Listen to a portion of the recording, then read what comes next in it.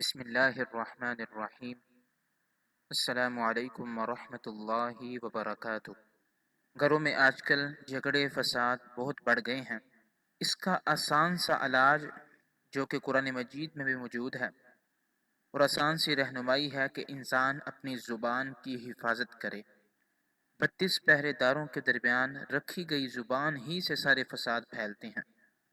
شیطان اس میں اپنا پورا حصہ ڈالتا ہے۔ بس ہمیں یہ کرنا ہے کہ ہم اپنی زبان کی حفاظت کریں۔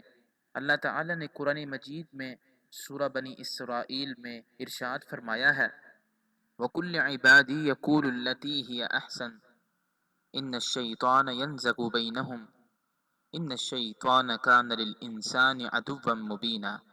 اور آپ میرے بندوں سے فرما دیں کہ وہ ایسی باتیں کیا کریں جو بہتر ہوں۔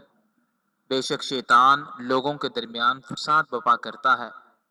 یقیناً شیطان انسان کا کھلا دشمن ہے۔